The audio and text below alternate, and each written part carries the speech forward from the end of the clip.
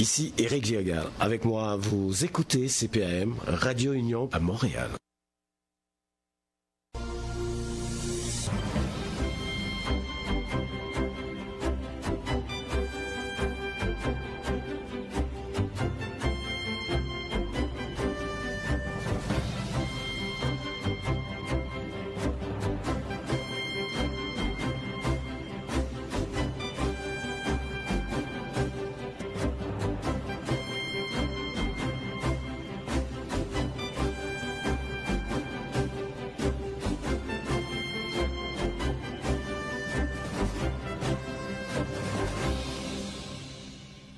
Voilà exactement 17h05. Nous avons avec nous en ligne Madame Net, Véronique Net, présidente de la PTS Mauricie, Centre du Québec. Bon après-midi, Madame Net. Bon après-midi. Ça va bien? Ça va bien, très occupé, je vous dirais. Notre employeur nous tient très occupés.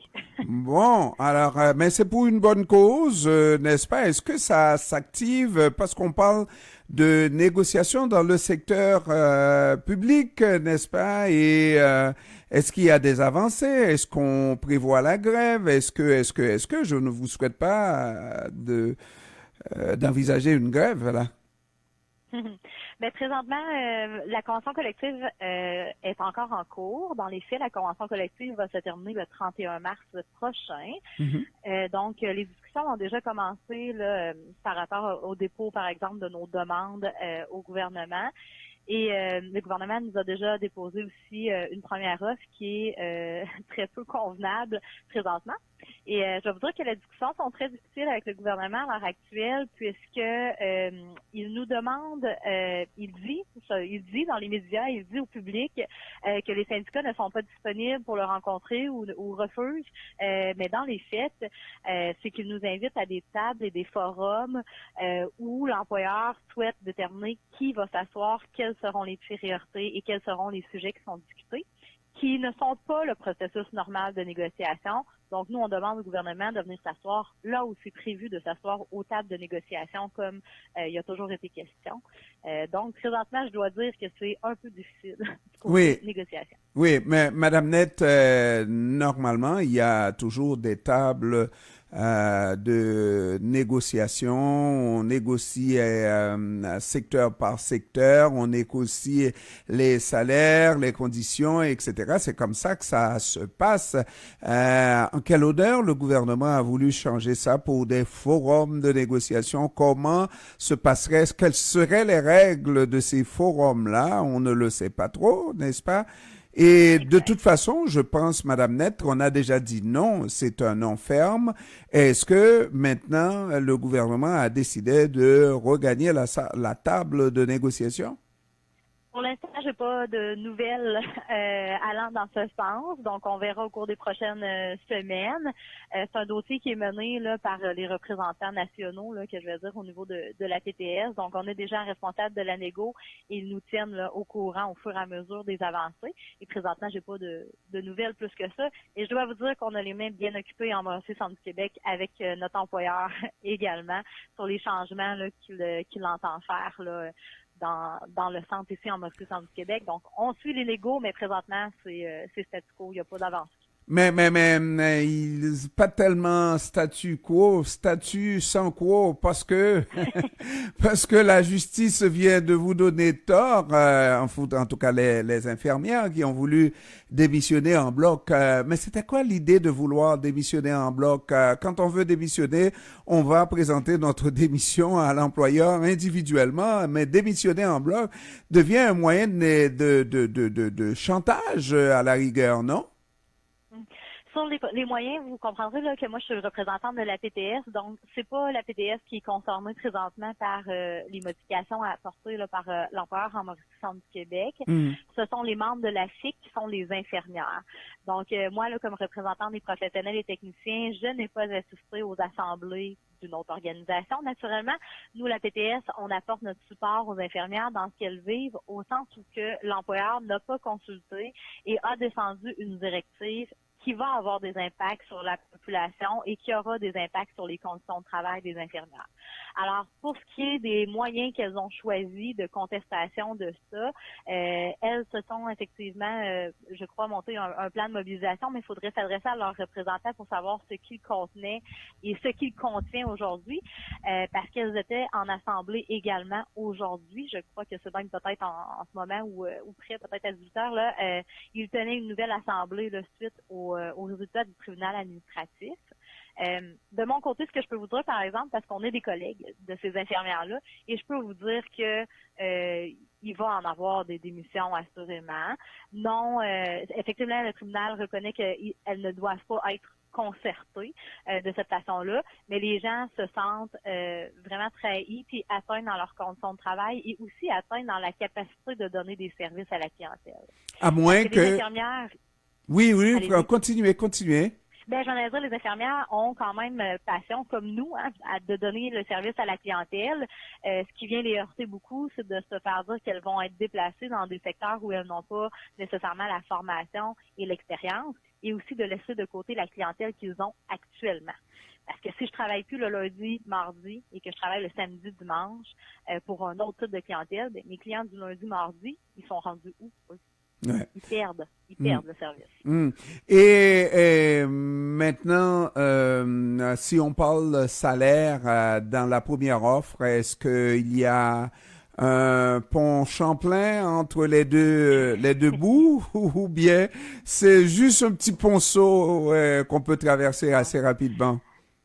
L'écart est quand même grand, je vous dirais. Le Front commun demandait, la PPS ainsi que le Front commun demandait un nouveau mécanisme pour les salaires qui suivrait finalement le taux d'inflation pour s'assurer de ne pas créer de fossé dans les prochaines années également. Donc, une partie qui serait fixe avec une règle de calcul qui pourrait suivre l'inflation, avec certains pourcentages de compensation parce qu'on sait qu'on a du retard sur le reste du Québec dans nos types d'emploi.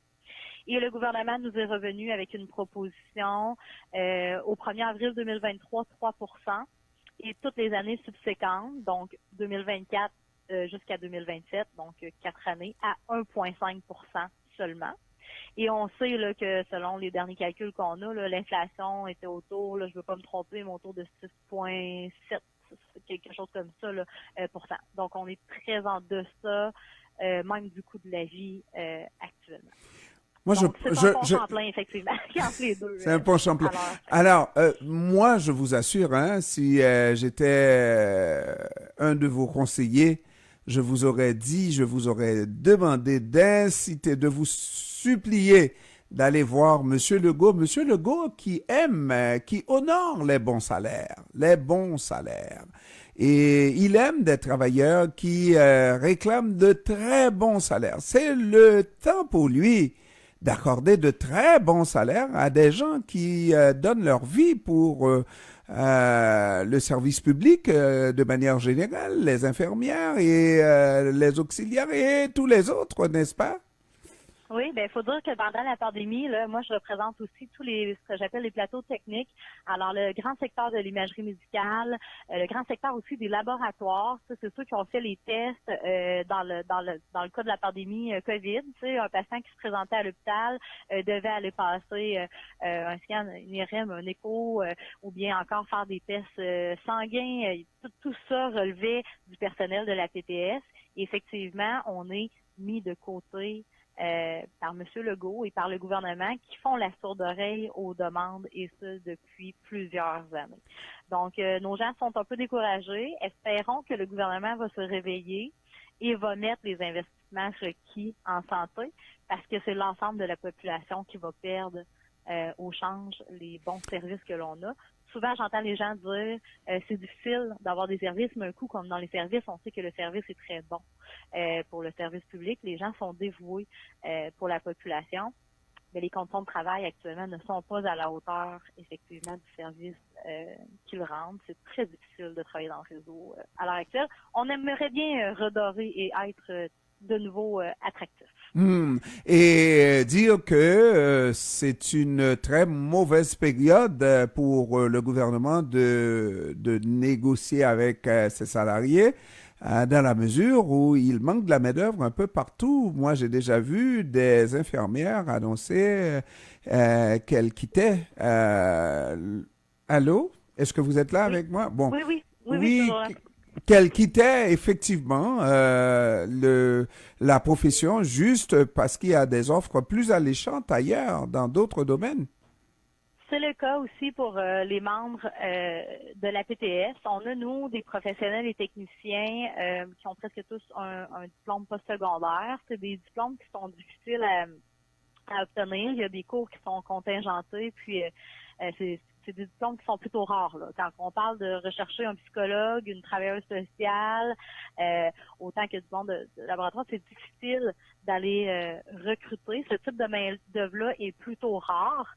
Mais le gouvernement semble en faire fi. Je dois vous dire, vous me dites ça, effectivement, c'est un contexte favorable peut-être pour nous dans la négo, mais dans le cadre où la CAQ gère avec des arrêtés ministériels et écoute très peu les salariés du réseau, je ne sais pas s'il nous entend, s'il nous voit. J'ai l'impression des fois qu'il est un petit peu absent pour ça.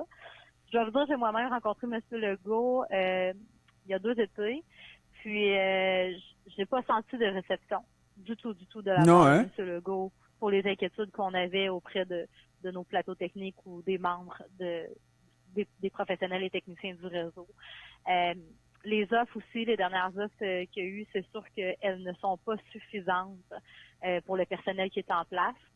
Donc, on craint effectivement que le bateau prenne l'eau, Ouais. malheureusement. Malheureusement, et c'est pas ça qu'on vous souhaite, parce que vous l'avez dit, c'est des techniciens, des gens qui aiment leur travail et qui voudraient continuer, mais encore faut-il qu'il y ait des offres alléchantes pour tout le monde aimerait avoir de bons salaires, comme M dit Ouais, Monsieur Legault, tout de à fait. bons salaires, c'est les 100 000 et plus, bon, Mais 80 vous 000, savez, on a oui, fait un questionnaire chez nos membres pour savoir est-ce que la question du salaire ou la question des conditions de travail était plus préoccupante pour eux.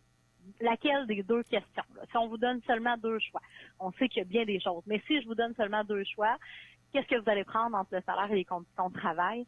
Ben, devinez quoi? On est les arrivé à conditions de 50-50. travail. 50-50? 50-50. Ah oui, hein? 50-50. Donc, présentement, le fait que nos salaires sont importants, puis on voit l'inflation, tout le monde la vit, comme les gens du réseau la vivent aussi. Donc, ça devient important pour les gens d'avoir un bon salaire parce que, comme vous dites, sinon, il y a des emplois qui s'ouvrent partout avec la pénurie de main-d'œuvre et des emplois qui sont mieux rémunérés pour moins de responsabilités, je vais dire comme ça, ailleurs. Donc, le salaire est une partie importante et l'autre partie qui est aussi importante, c'est les conditions de travail. Il y a le gouvernement Legault qui est responsable en partie de nos conditions de travail, mais il y a aussi nos employeurs, je vais dire, locaux. Mhm. Puis ici, en Mauricie-Centre-Québec, la façon dont l'employeur s'adresse présentement aux représentants syndicaux, puis ce qui est en ligne comme mode de solution ne convient clairement pas. Je ne sais pas si vous avez entendu parler de la Oui, bien manifestation bien à sûr. Drummondville hier, mais il y a plusieurs personnes là, qui se trouvent encarcanés, je dirais, ou pris au piège avec le désir de servir la population et de bien faire leur travail et l'imposition que l'employeur veut faire dans le changement à leur poste ou à leurs conditions de travail. Ça Très n'a difficile pas d'allure. présentement. Ça n'a pas d'allure et ça relève encore du gouvernement, n'est-ce pas? Puisque, bon, un directeur de CIUS ne peut pas faire ce qu'il veut, un président de CIUS ne peut pas faire ce qu'il veut, là. Surtout si ça Effectivement, dégrade ils les ont des liens. conditions de travail, hein? C'est sûr qu'ils ont des liens avec le ministère. Présentement, le CIUS-MCQ, ce qu'il applique, on l'a pas vu appliquer ailleurs. Hmm. Et on a entendu d'autres CIUS dire, nous, on n'ira pas dans cette voie-là. Donc, on va voir comment va se comporter le CIUS-MCQ, mais il y a une certaine prise de décision quand même qui leur revient. Ils sont quand même responsables des services à donner en Mauricie-Centre-Québec. On peut pas remettre la responsabilité entière sur le ministère ou sur M. Absolument. Legault.